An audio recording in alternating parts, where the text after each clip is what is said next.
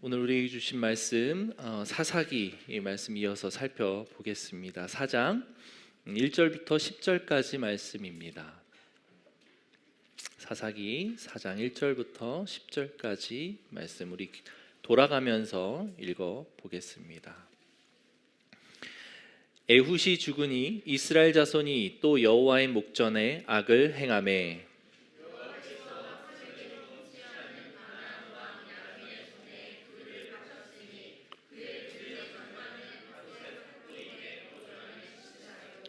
야빈 왕은 철병거 900대가 있어 20년 동안 이스라엘 자손을 심히 학대했으므로 이스라엘 자손이 여호와께 부르짖었더라.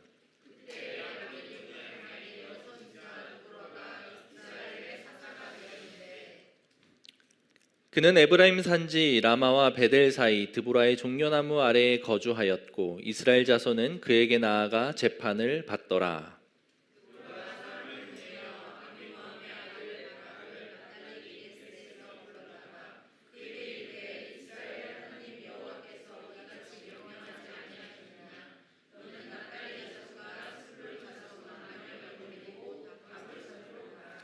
내가 야빈의 군대 장관 시스라와 그의 병거들과 그의 무리를 기손강으로 이끌어 내게 이르게 하고 그를 내 손에 넘겨주리라 하셨느니라.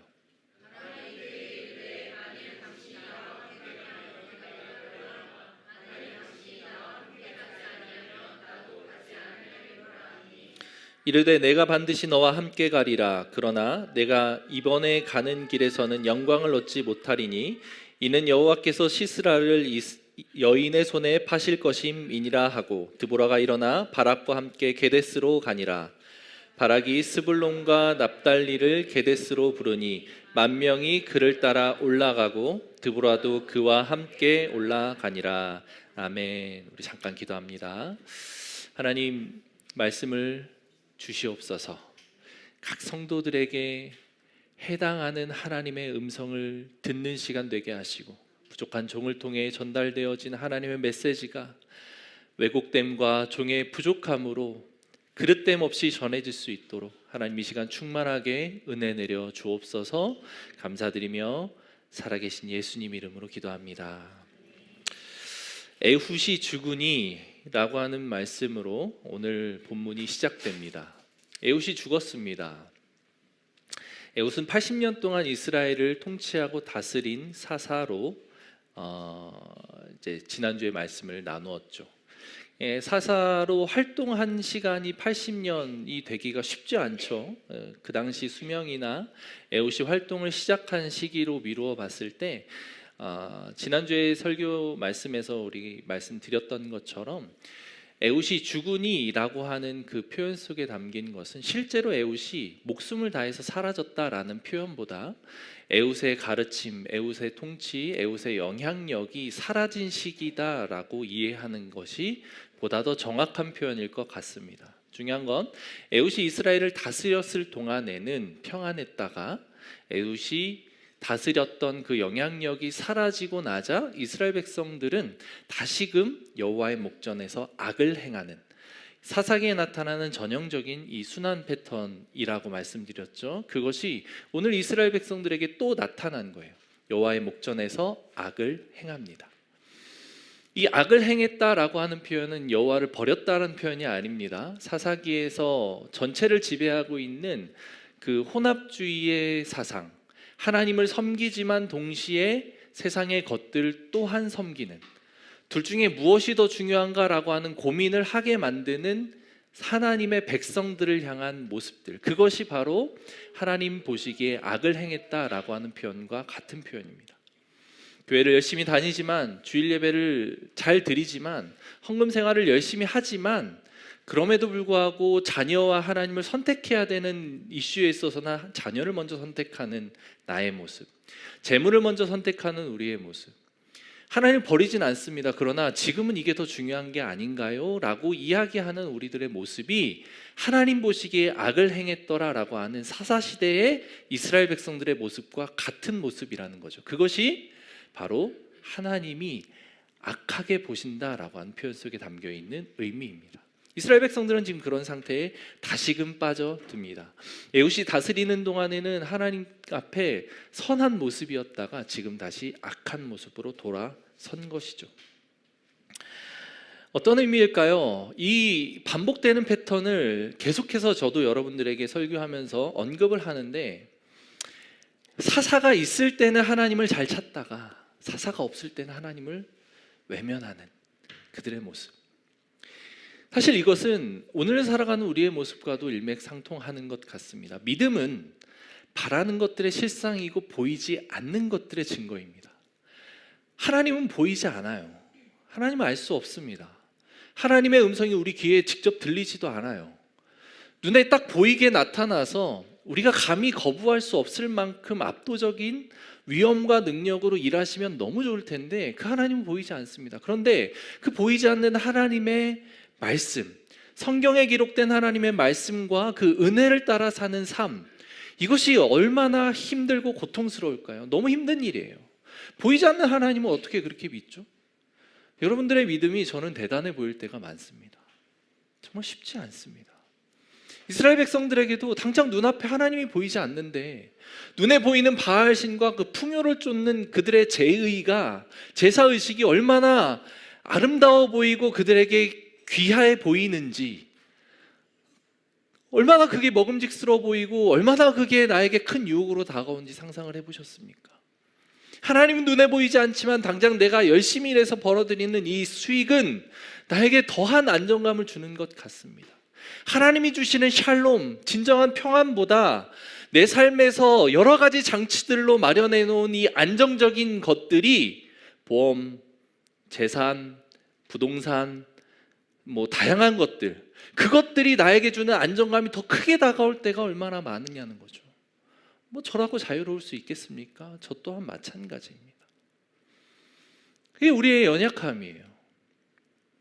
사사기는 그것을 반복적으로 보여주면서 인간은 원래 그런 존재야 라고 하는 것을 알려줍니다.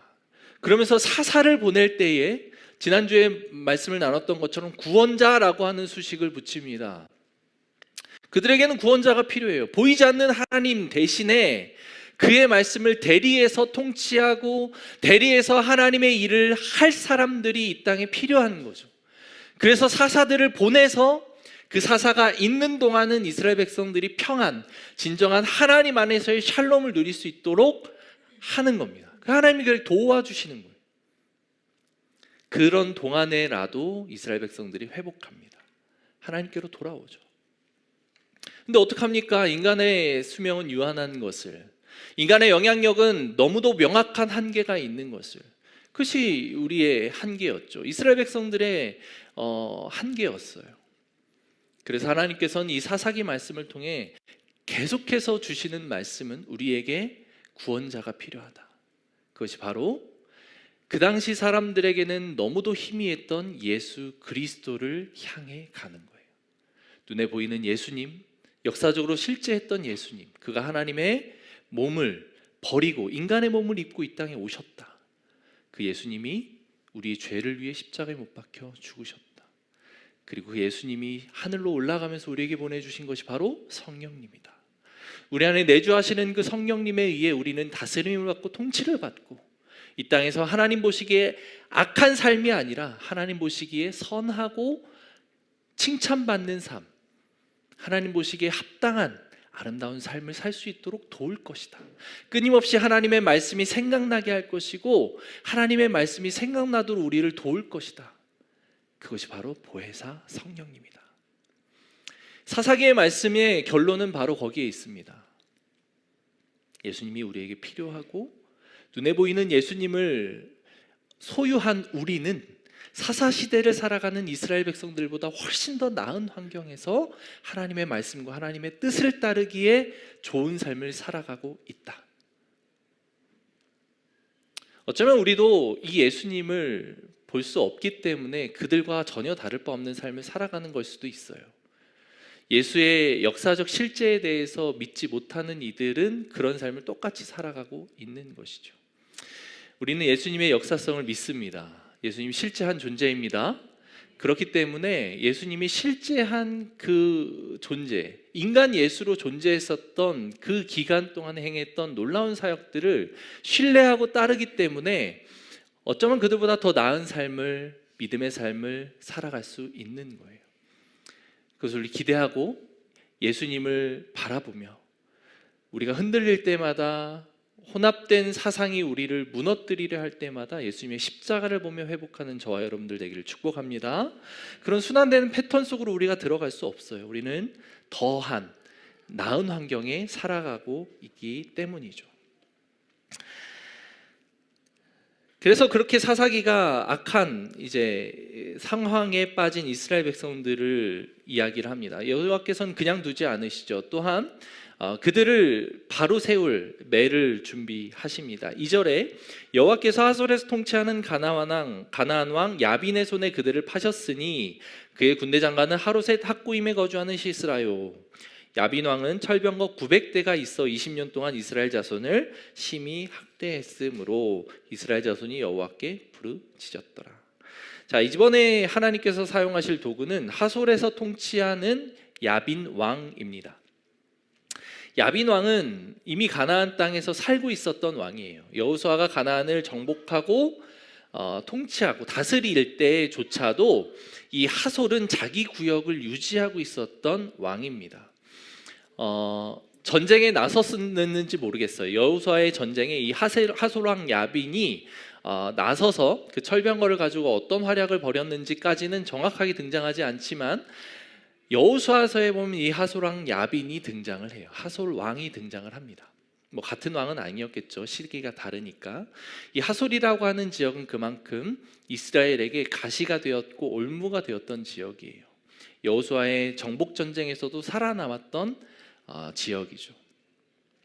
그 하솔 왕이 이제 심판의 도구로 사용되는데 문제는 이들에게 철병거가 900대가 있었다는 거예요. 철병거.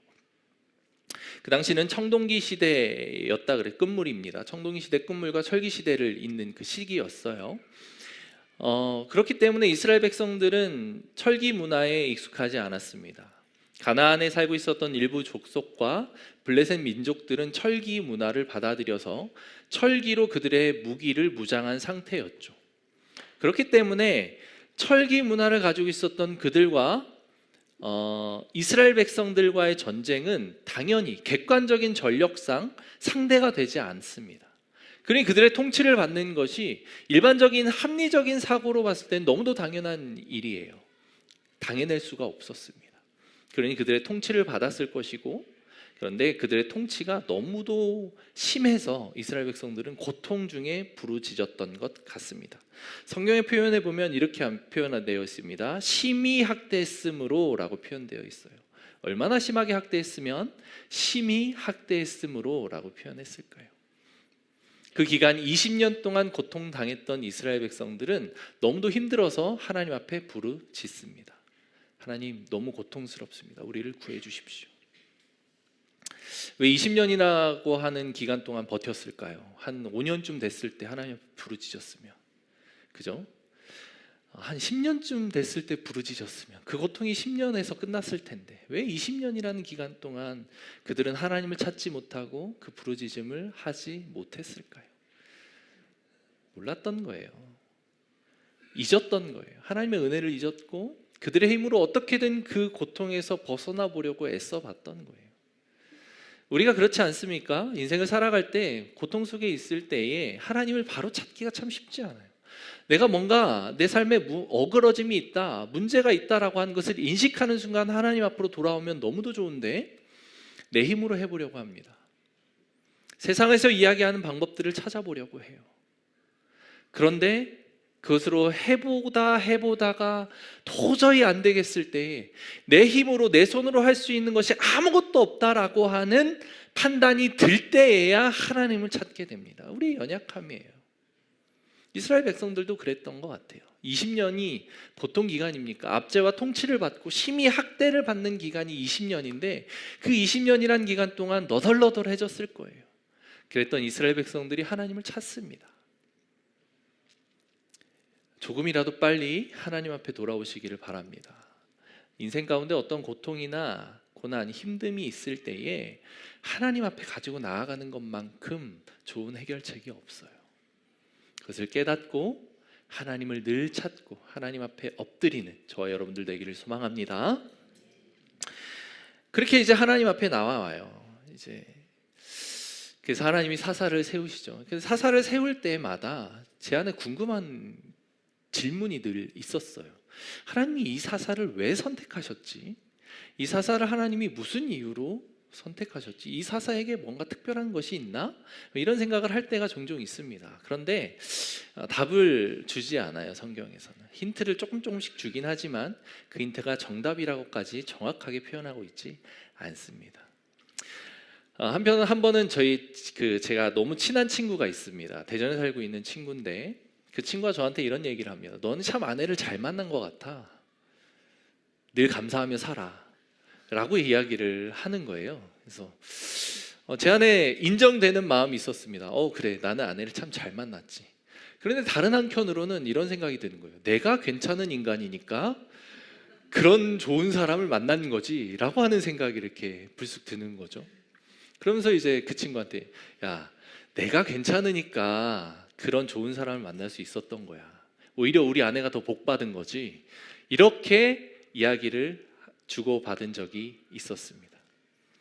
무엇이 더 옳은 이야기일까요?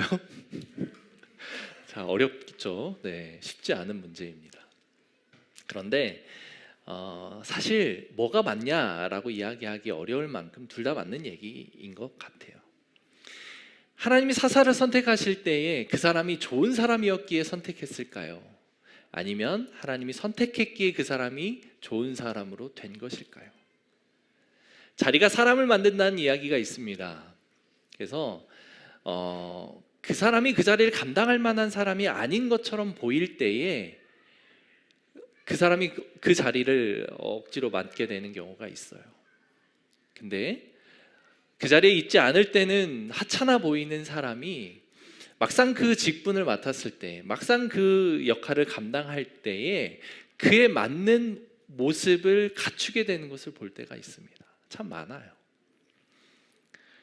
그게 자리가 사람을 만든다는 이야기이죠. 그 자리에 맞는 그 모습으로 성장을 하는 것 같아요.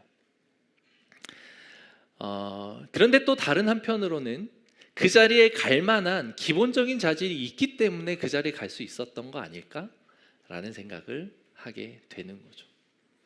하나님이 사사를 세우실 때도 마찬가지였던 것 같습니다. 이스라엘의 사사들은 하나같이 다 하나님 앞에서 사용되는 모습이에요. 근데 이제 이후로 갈수록 조금 사사들이 이상해지는 모습을 볼 수 있습니다. 우리가 잘 아는 기드온, 삼손 다 사사인데 좀 이상해요. 그런데 이상한데 하나님이 사용하는 무언가가는 그들에게 있었다는 것을 이제 조금씩 살펴볼 겁니다. 오늘 살펴볼 드보라 사사에 대해서도 마찬가지인 것 같아요. 하나님이 세우셨기에 드보라라고 하는 걸출한 여성 지도자로 자리 잡고 여성 지도자로서의 훌륭한 역할을 감당했는데 그에 맞는 하나님이 세우실 만한 이유가 그에게 또한 있었던 것 같습니다. 우리가 그것들을 살펴보면서 우리가 하나님 앞에 어떤 모습으로 있을 때 하나님이 우리를 사용하실 수 있겠는가, 아주 훌륭한 모습, 아주 완벽한 모습은 아니더라도 적어도 그 정도의 자질은 우리가 갖추기 위해 애쓰고 노력해야 되는 것 아닌가. 이 두 가지 질문 앞에 스스로 답변을 찾아가며 하나님과 씨름하는 그런 시간 되기를 소망합니다. 4절입니다. 4절 말씀을 같이 한번 읽어볼까요? 읽어보겠습니다. 시작.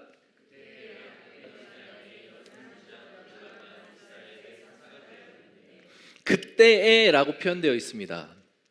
뭔가 다급함에 느껴지는 표현이죠. 그때가 어떤 때입니까? 하솔랑 야빈 그 군대 장관 시스라로부터 이스라엘 백성들이 20년 동안 심히 학대를 당하던 그때에입니다. 이스라엘 백성들은 이미 너덜너덜해진 상태예요. 하나님 앞에 내 힘으로 할 수 있는 것 아무것도 없습니다라고 고백하면서 두 손 두 발을 다 들고 주님 살려주십시오라고 이야기하던 그때에입니다. 그때에 하나님이 사사를 세우시는데 그 사사가 뭔가 독특합니다. 뭐라고 표현되어 있죠? 랍비돗의 아내라고 표현되어 있습니다. 첫 번째 표현이죠. 랍비돗은 성경에 여기에만 등장하는 사람입니다. 다른 데 어디에도 등장하지 않아요. 그리고 이 랍비돗에 대해서 알 수 있는 힌트는 아무것도 없습니다. 다만 그 이름만 존재합니다.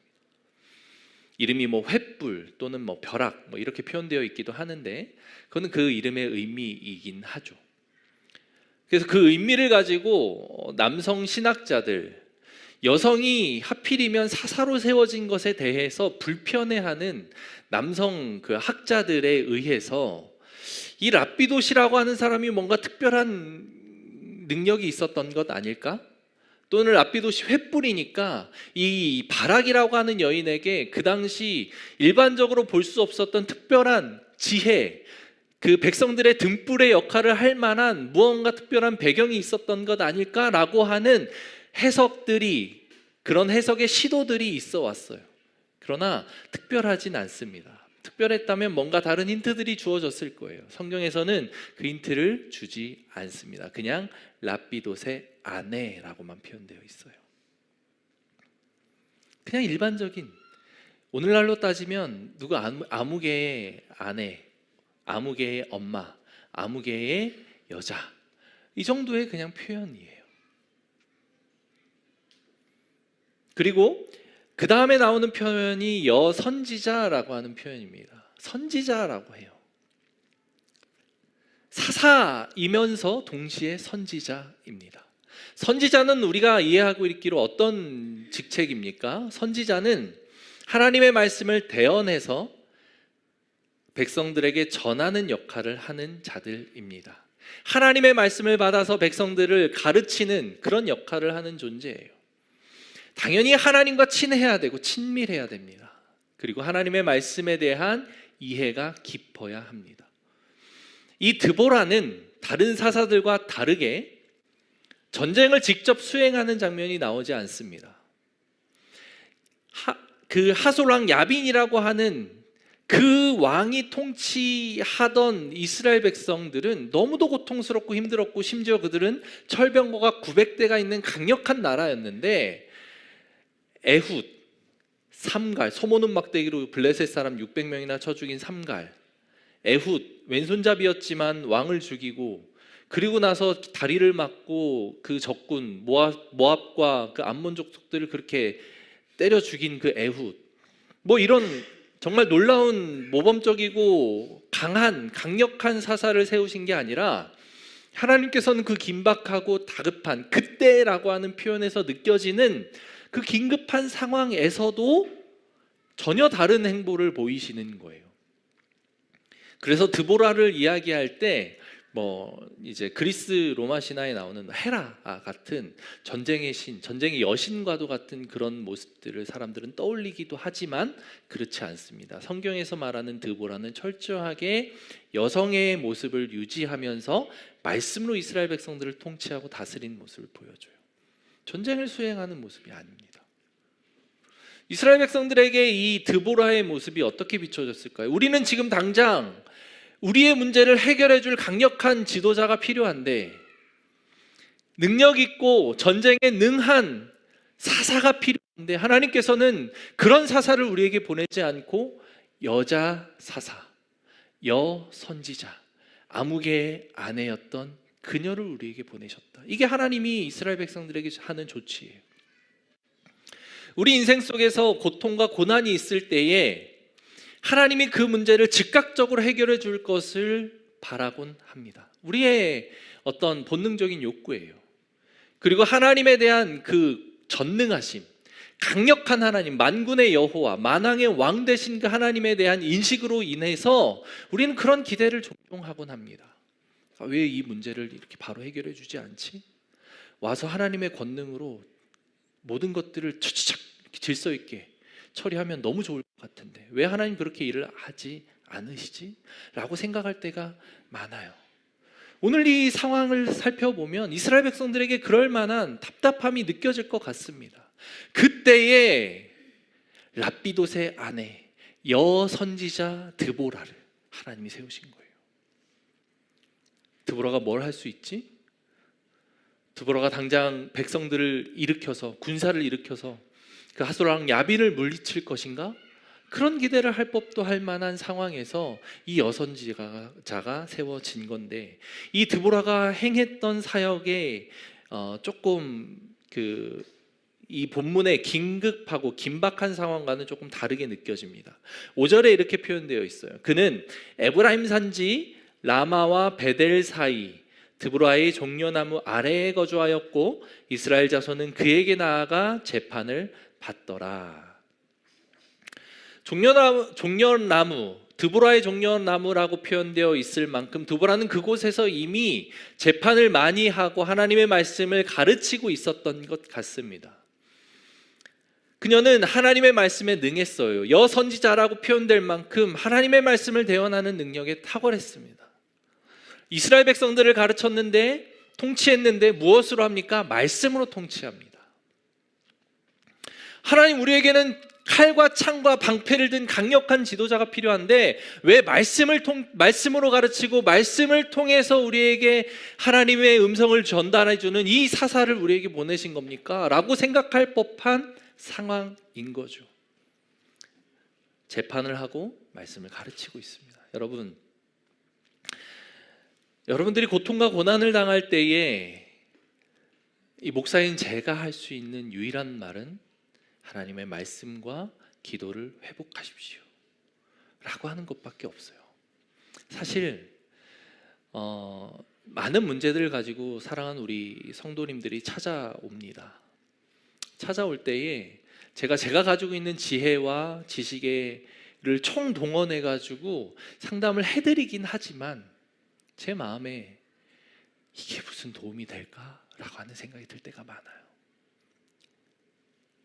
궁극적으로 그 문제를 해결하실 수 있는 분은 하나님밖에 없음을 고백하며 결론적으로 그들에게 던지는 말은 하나님 앞에 가지고 나아갑시다.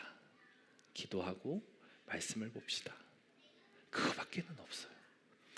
그럴 때마다 제가 얼마나 무기력함을 느끼는지, 그 무기력함 속에 그 성도들에게 미안할 때가 참 많아요. 뭔가 시원한 해결책을 주면 좋을 텐데 하나님이 주시는 직접적인 음성을 막 이렇게 계시를 이렇게 받아가지고 하나님이 이렇게 말씀하십니다라고 하면서 답을 그냥 알려주면 너무 좋을 텐데 안타깝게도 하나님 저에게 그렇게 말씀해 주시지 않더라고요. 그래서 하나님 말씀을 찾아봅시다. 기도해 봅시다. 저도 같이 기도하겠습니다. 때로는 같이 아파하고 때로는 같이 기뻐하고 때로는 같이 울 수는 있지만 그 이상 해줄 수 있는 게 없어요. 하나님이 행하시는 모습을 볼 때마다 작아졌던 내가 다시금 일어서는 것을 봅니다. 그렇게 이야기할 때에 그것을 좋은 마음으로 순종하고 받아들이고 기도하는 자리를 회복하고 하나님 말씀 보는 걸 회복하는 성도들이 다시금 일어서는 모습을 볼 때 얼마나 기쁜지 몰라요. 결국 말씀과 기도, 이것이 우리에게 정답이구나 라고 하는 것을 알 때마다 내 마음의 기쁨이 회복이 됩니다. 아마 하나님께서 사사 드보라를 세우신 이유가 재판을 통해 이스라엘 백성들을 통치하는 모습을 먼저 보여주신 이유가 이스라엘 백성들에게 진정으로 회복하기를 원하는 그 포인트는 그들이 압제와 그 강력한 그 외압으로부터 자유로워지고 학대가 풀리는 그 자체가 아니라 하나님 앞에 서서 하나님의 말씀으로 살아가고 하나님의 말씀으로 다스림 받는 것이 어떤 것인지를 깨닫기를 원하시지 않았을까? 그게 하나님의 마음이 아니었을까라는 생각을 해보았습니다. 오늘 이 사사 드보라를 통해 주시는 메시지인 것 같아요. 사랑하는 성도 여러분, 고통 중에 있으십니까? 말씀을 회복하는 여러분들 되기를 소망합니다. 기도하는 자리, 하나님과 대화하는 자리가 회복되기를 소망합니다. 그것이 우리에게 가장 필요한 것일 수 있어요. 그리고 나서 이제 드보라가 사람을 보냅니다. 그래서 6절이죠. 아비노함의 아들 바락을 납달리 게데스에서 불러다가 그에게 이르되 이스라엘의 하나님 여호와께서 이같이 명령하지 아니하셨느냐? 너는 납달리 자손과 스불론 자손 10,000명을 거느리고 다볼산으로 가라. 이렇게 이제 드보라가 이제 전쟁을 준비합니다. 그런데 드보라는 여인이었고 여선지자였기 때문에 전쟁을 행할 수 없었던 것 같아요. 그죠? 3000년 전 정도의 그 시대에서 여자가 할 수 있었던 일은 많지 않습니다. 오늘날도 여성 지도자들에 대해 사실 사회적으로 막 많이 인정해 주려고는 하지만 그게 잘 안 되죠. 우리나라의 박근혜 대통령이 나왔던 건 정말 대단한 위협입니다. 그분이 어떠함을 떠나 사회적으로 여성 지도자가 나왔다라고 하는 것 자체는 정말 놀라운 사건이에요. 부끄럽게도 우리가 속해 있는 교단 합동은 아직까지도 여성 목회자를 인정하지 않습니다. 저는 그게 참 안타까워요. 물론 제 말이 이슈가 될 수 있고 문제가 될 수 있지만 저 같은 이런 작은 교회 목회자의 말을 주목하는 사람 아무도 없겠죠. 네. 네. 사실 좀 안 된다고 봐요. 그러면 안 돼요. 하나님께서는 남성과 여성이 그런 차별을 두지 않습니다. 이 드보라의 이야기만 봐도 알 수 있지 않습니까? 3000년 전에 여성 지도자라니 정말 이건 놀라운 사건이에요. 근데 사회적인 인식과 어떤 사회에 실제로 여성이 할 수 있는 일에 대해서는 우리가 객관적으로 살펴볼 필요가 있겠죠. 여성 지도자로서, 여성 사사로서 그런 전쟁을 수행할 만한 능력이 되지는 않았던 것 같습니다. 그래서 바락이라고 하는 또 다른 장군을 세워요.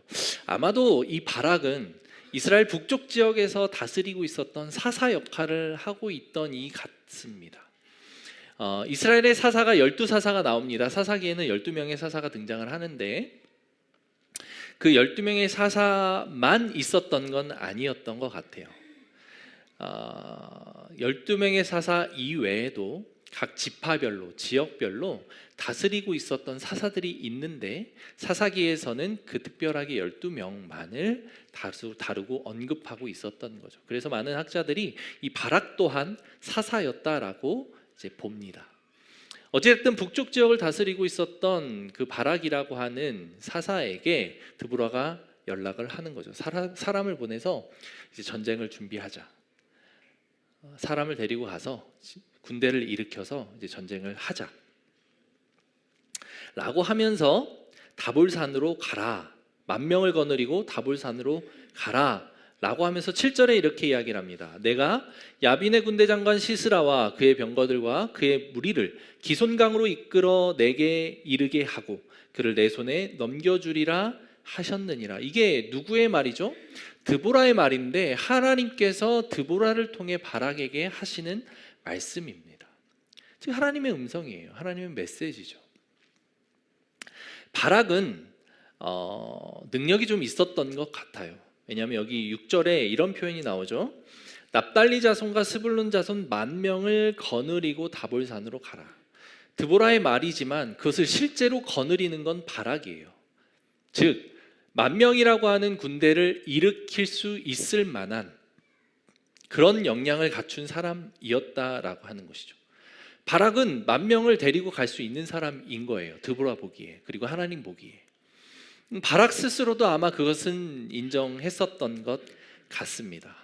그러면서 한 약속은 야빈의 군대 장관 시스라와 그의 병거, 철병거 900기죠. 그 철병거 900기를 그의 이제 손에 넘겨주겠다라고 하나님께서 약속을 하시는 장면이에요. 그렇다면 이 바락은 이미 다스리고 있었던 사사였다면 하나님의 말씀을 받는 방법도 알았을 것이고 따르는 방법도 알았을 것이고 그대로 순종하는 것도 알았을 것인데 그대로 행했으면 얼마나 좋았을까. 근데 바락은 그렇게 하지 않습니다. 8절에 이렇게 표현됩니다. 바락이 그에게 이르되 만일 당신이 나와 함께 가면 내가 가려니와 만일 당신이 나와 함께 가지 하면 나도 가지 아니하겠노라. 이게 무슨 말입니까? 같이 갑시다.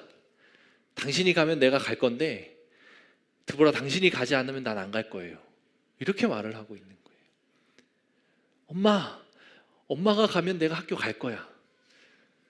근데 엄마 같이 가지 않으면 나 학교 안 갈래.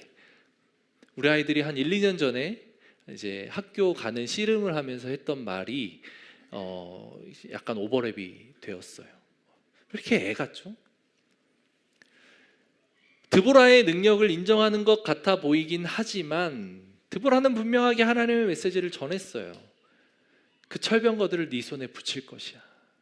그의 군대 장관을 네 손에 붙일 것이야. 하나님 그렇게 명령하셨는데 그는 야, 같이 갑시다. 같이 가면 내가 갈게요. 당신이 같이 가지 않으면 나는 갈 수 없습니다. 라고 이야기를 하는 거예요. 난 할 수 없어요. 라고 이야기하는 것과 똑같죠. 왜 그랬을까요? 이 바락은 무엇이 그를 두렵게 만들었던 것일까요? 아마도 철병거 900기가 그를 그렇게 두렵게 만들지 않았을까요? 현실이죠. 객관적으로 우리 눈앞에 보이는 상황입니다.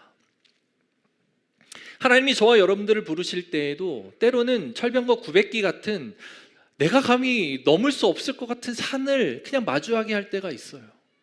아니 어떻게 그걸 내가 넘어설 수 있죠? 어떻게 그거를 우리가 감당할 수 있죠? 라고 이야기할 만한 상황 앞에 그냥 사명을 던져주는 경우들이 많아요. 그런데 그 상황 속에서 우리가 해야 될 것은 무엇이다? 순종이다. 하나님 말씀 앞에. 하나님 내가 그 900기의 철병거를 앞에 두고 어떻게 혼자서 싸울 수 있습니까? 적어도 하나님의 능력이 나타나는 대언자로서의 역할을 출중하게 감당하는 드보라가 함께 해야 되는 거 아닙니까? 그 정도를 붙여주면 내가 나갈게요 라고 이야기를 하고 있는 거예요. 물론 하나님 앞에 하나님 나의 연약함을 채울하여 주십시오. 내가 능력이 없습니다 라고 하는 겸손한 모습으로 비춰줄 수도 있겠지만 하나님 그렇게 받지 않으신 것 같아요. 우리 삶에서 여러분들에게 주시는 여러 가지 다양한 도전들 앞에 드보라와 같은 이 바락과 같은 실수를 하지 않으시기를 축복합니다. 저에게도 이런 이슈들이 참 많이 있었어요. 사실 제가 가진 것 없고 내세울 것 아무것도 없지만 저에게는 실패에 대한 두려움이나 걱정이라고 할 만한 것이 많지 않습니다. 그냥 고민하고 최선을 다해서 선택을 하지만 실패에 대한 두려움이 없어요. 물론 뭐 그런 정말 절망적인 상황이 가면 고통스럽기도 하고 힘들기도 하겠죠. 물론 그런 경험들도 많이 했었고 그러나 내 인생이 하나님께 맡겨진 인생이다라고 하는 것이 고백되어지는 순간부터는 두려움이 없습니다. 왜? 나의 실패는 곧 하나님의 손해이지라고 하는 생각이 있기 때문이에요. 여러분들도 마찬가지입니다.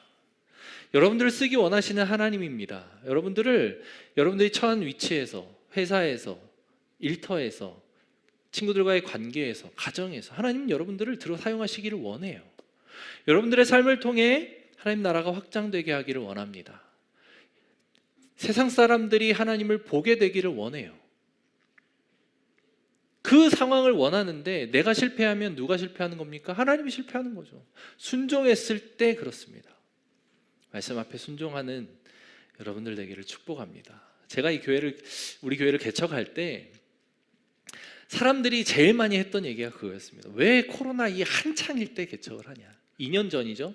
2021년 3월에 개척을 했는데 조금만 더 버티면 될 텐데 모임조차 할 수 없고 허용이 되지 않는 시기에 개척을 하면 어떻게 사람들과 함께 모여서 기도하고 예배합니까?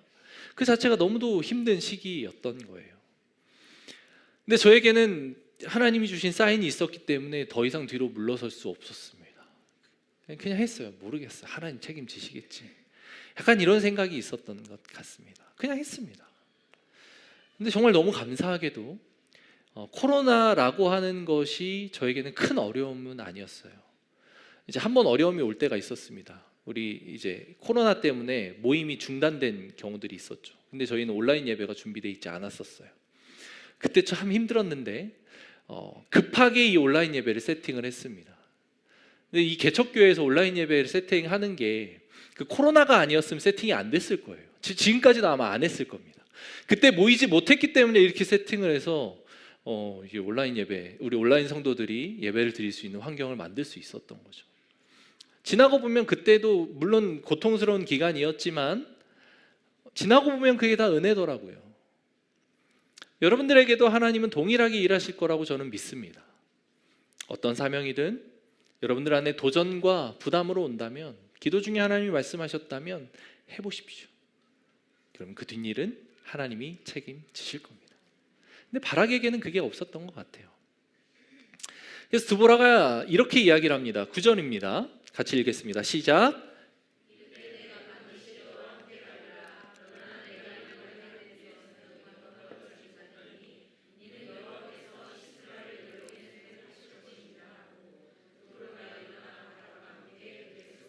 자, 함께 올라가서 전쟁을 치를 것이다. 그러나 그 영광은 다른 이가 취할 것이다. 드보라가 이렇게 이야기를 해요. 하나님의 일하심에 있어서 이런 경우들을 저는 참 많이 봅니다. 하나님이 일을 하실 때는 그 일은 반드시 성취가 돼요. 근데 누구를 통해서 그 일을 행하실 것인가? 그 질문이 우리에게 있는 것이죠. 나를 통해서 하셨으면 좋겠는데 라고 생각할 때가 있습니까? 어떤 상황에서도 순종하십시오. 그런데 내가 조금 주저된다라고 하면 뒤로 물러나게 돼요. 그런다고 하나님 그 일을 안 하실까요? 아니요. 하나님 무조건 하십니다. 다른 일을 통해. 바락이 용기 있게 힘 있게 드보라의 그 메시지 앞에 반응해서 순종해서 나갔다면 그 영광조차도 바락이 취했을 거예요. 그런데 그러지 못했죠. 당신이 함께 가면 이라고 하는 조건을 답니다. 그리고 실제로 드보라가 함께 할 때 올라가게 되죠. 할 수 없다. 당신 없이 내가 무엇을 합니까? 라고 이야기하는 바락 앞에 드보라는 오케이, 내가 같이 가겠다. 그러나 하나님께서 그 영광은 다른 이가 취하게 할 것이다. 이렇게 이야기를 하는 거죠. 여러분들이 이제 고민하고 있는 또는 도전이 되고 있는 다양한 하나님의 음성 앞에 반응해야만 하는 이유가 또한 여기에 있어요. 그 일을 하지 않으면 다른 사람을 통해 하십니다. 이건 성경을 통해 아주 명확하게 드러나는 하나님이 일하시는 패턴이에요.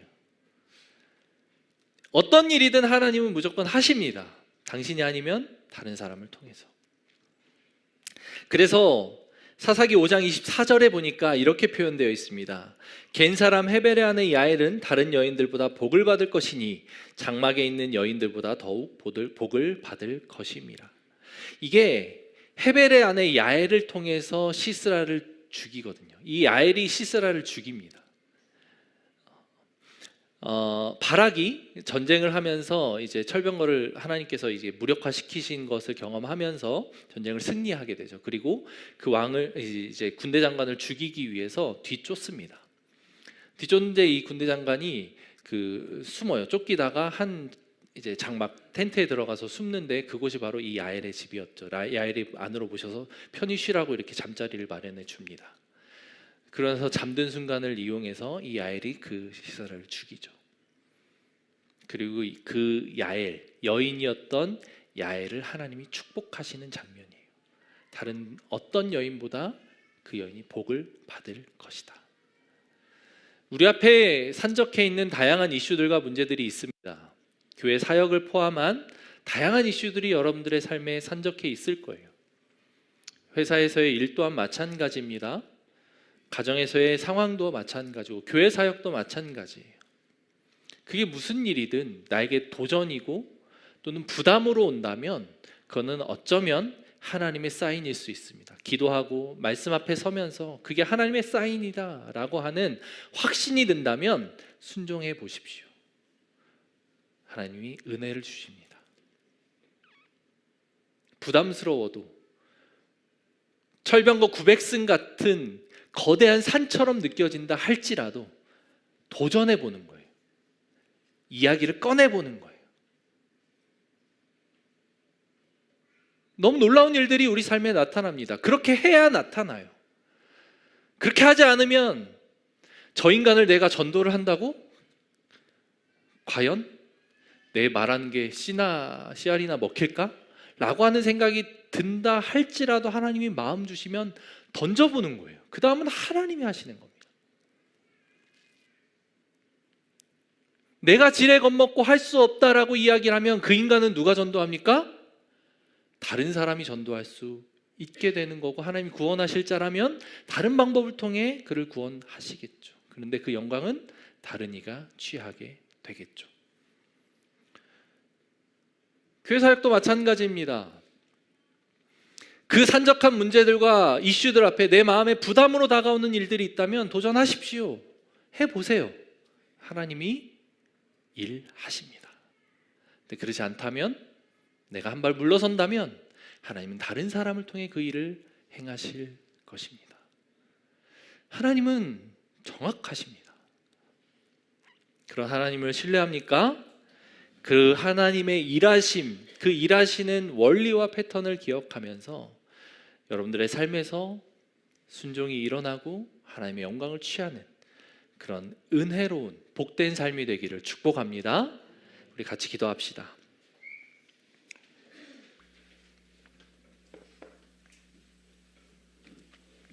오늘 메시지는 다양한 이야기들이 녹아 있습니다. 어떤 메시지가 여러분들에게 하나님의 음성으로 들렸는지 이 시간 잠깐 묵상하면서 기도해 보면 좋을 것 같아요. 무엇이 여러분들에게 도전이 됩니까? 무엇이 여러분들에게 하나님의 사인처럼 여겨지십니까? 그 음성을 기억하고 돌아가셔야 됩니다. 나가는 순간 그 음성이 사라지면 안 돼요. 기억하십시오.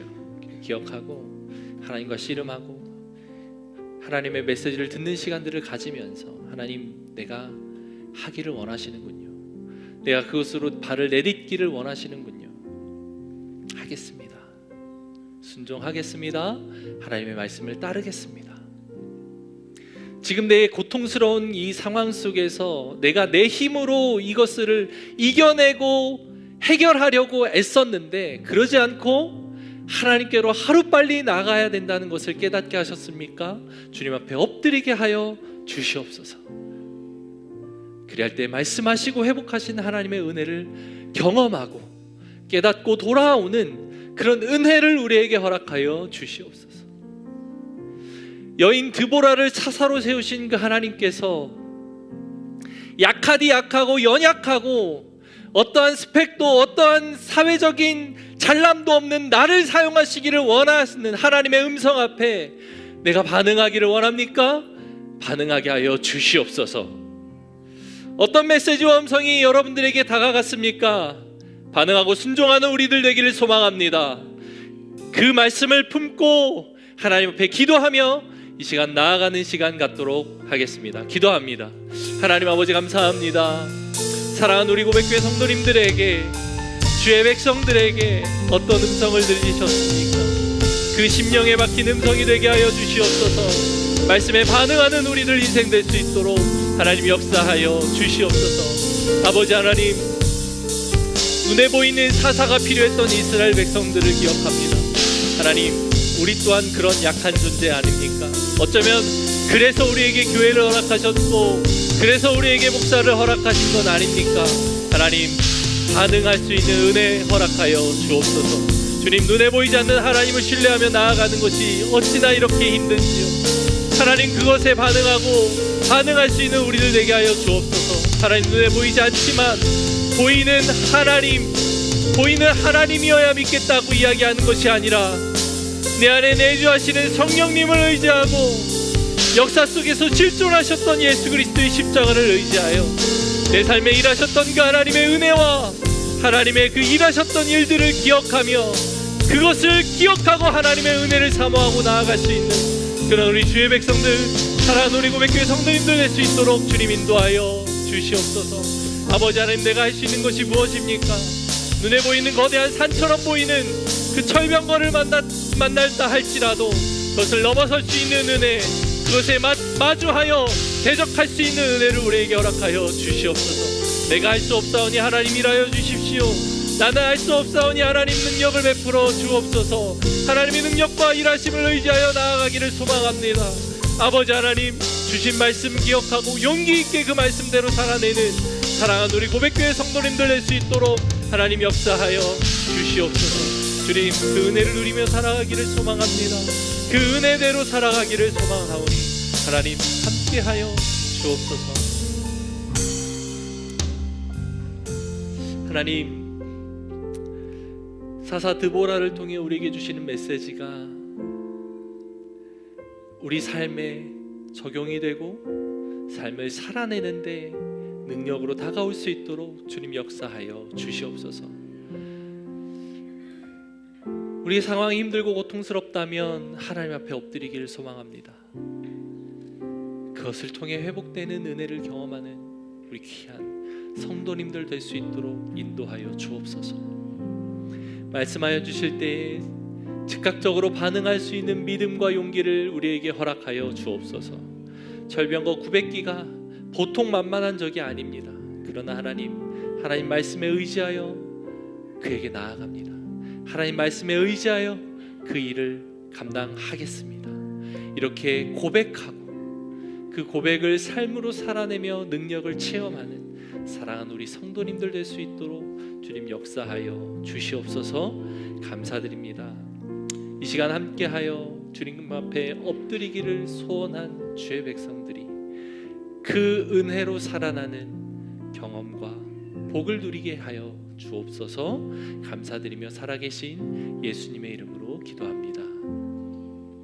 이제는 우리를 구원하신 예수 그리스도의 은혜와 하나님의 사랑과 성령의 교통하심이 이 말씀을 듣고 말씀 앞에 반응하겠습니다 라고 고백하고 용기로 결단한 사랑하는 고백교회 성도님들과 모든 주의 백성들 머리 위에 이제로부터 영원토록 함께 있을지어다. 아멘.